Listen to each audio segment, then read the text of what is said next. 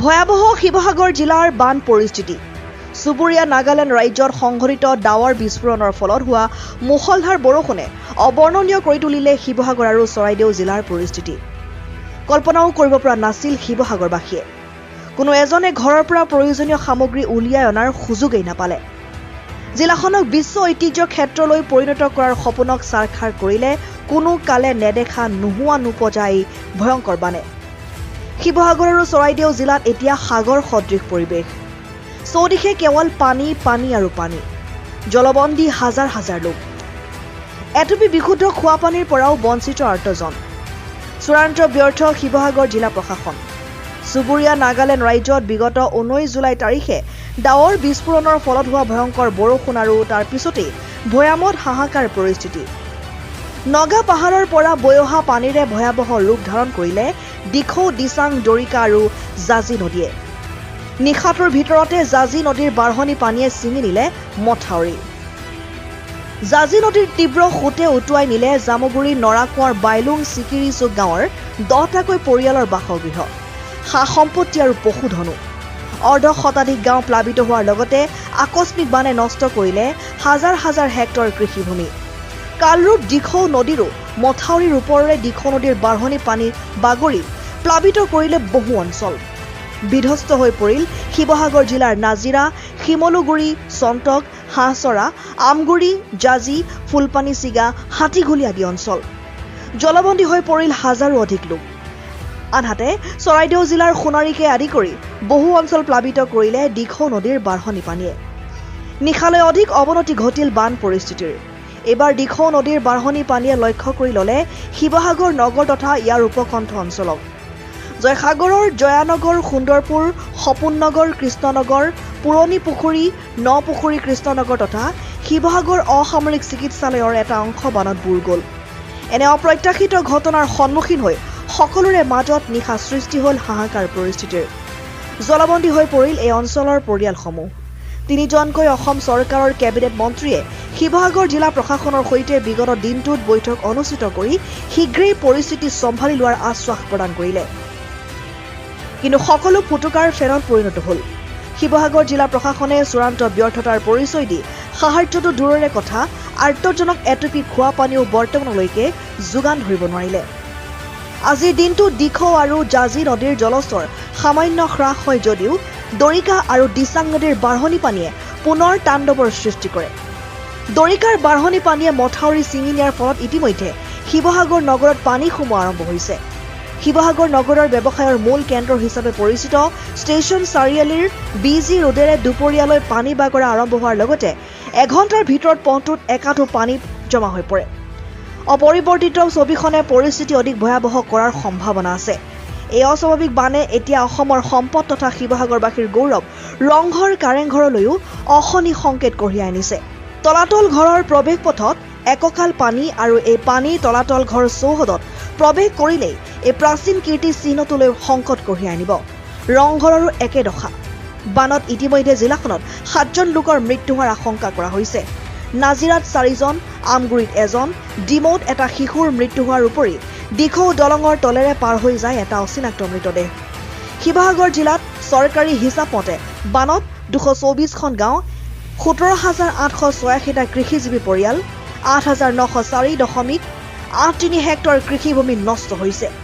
এই ভয়াৱহ বান পৰিস্থিতিৰ মাজত ততাতৈয়াকৈ শিৱসাগৰত বিগত নিশা উপস্থিত বান পৰিস্থিতিৰ বুজ লৈছে বিধায়ক অখিল গগৈয়ে।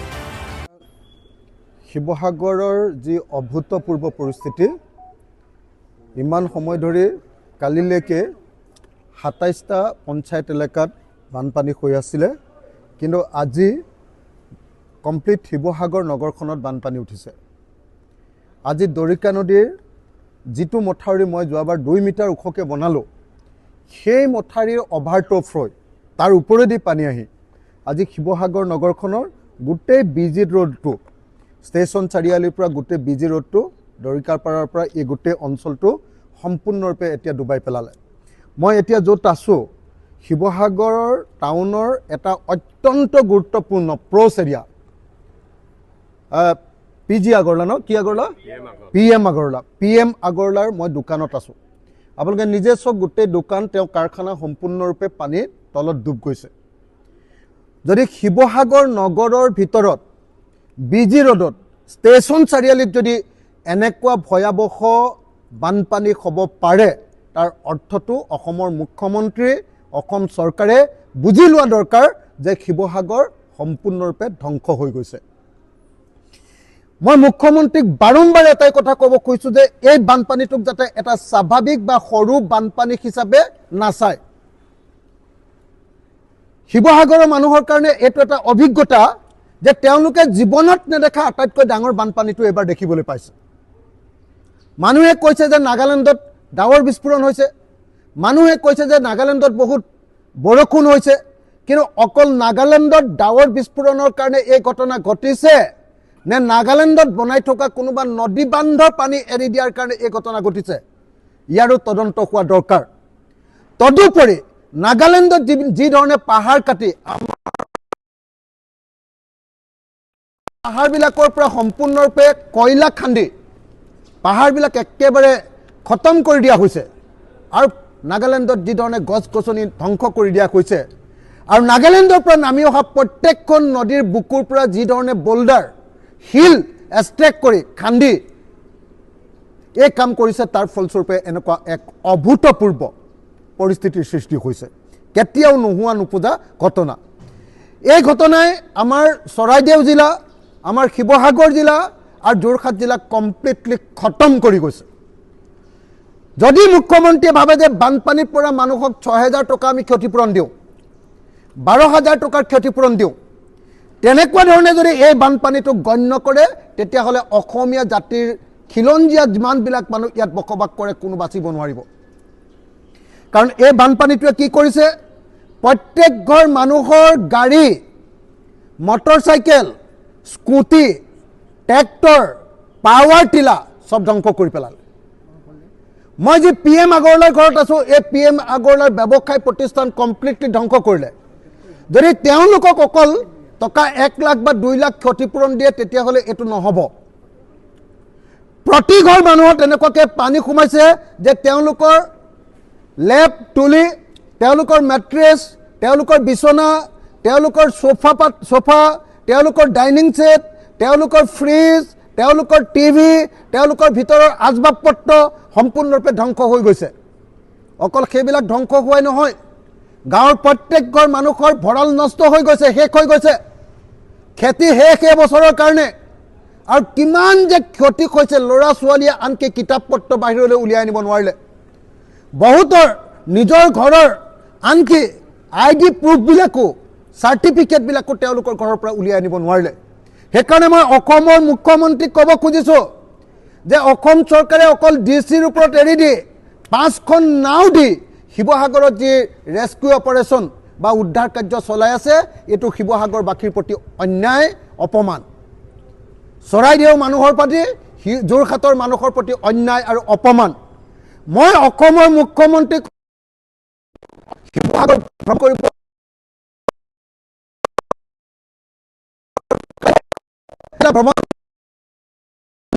আৰু তেওঁক মই অঞ্চলবিলাকৰ প্ৰকৃত ক্ষতিৰ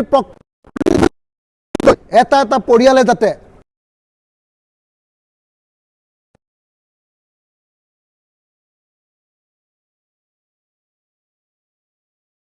যিমান ব্যৱসায়িক প্ৰতিষ্ঠানৰ যিমান ব্যৱসায় বাণিজ্য ধ্বংস হৈছে তাৰ সম্পূৰ্ণ ক্ষতি যদি দিয়ে, তেতিয়াহে কেৱল এই জাতিটো বাচিব, নহ'লে কিন্তু 50 বছৰলৈ আমাৰ এই 3খন জিলা পিছুৱাই যাব।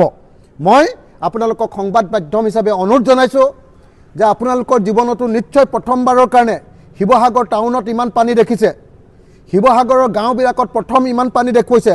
গতিকে আপোনালোকে এইটো এটা স্বাভাৱিক নিউজ হিচাপে প্ৰেৰণ নকৰি, ই যে এক অভূতপূৰ্ব ইতিহাসত নোহোৱা এটা ঘটনা, আৰু এই ঘটনাত যদি সঁচাকৈ চৰকাৰে, কেন্দ্ৰীয় চৰকাৰ আৰু ৰাজ্য চৰকাৰৰ বিশেষ পুঁজি যদি নিদিয়ে, তেতিয়াহ'লে 50 বছৰলৈ যে এই 3খন গাঁৱৰ ৰাইজ, এই 3খন গাঁৱৰ নাগৰিক যে খতম হৈ যাব, ধ্বংস হৈ যাব, সেই কথাটো প্ৰচাৰ কৰিবৰ কাৰণে আৰু মুখ্যমন্ত্ৰীক এই কথাখিনি উপলব্ধি কৰিবৰ কাৰণে শিৱসাগৰ, চৰাইদেউ আৰু যোৰহাট ভ্ৰমণ কৰি যথোপযুক্ত ব্যৱস্থা গ্ৰহণ কৰিবৰ কাৰণে আহ্বান জনাইছোঁ।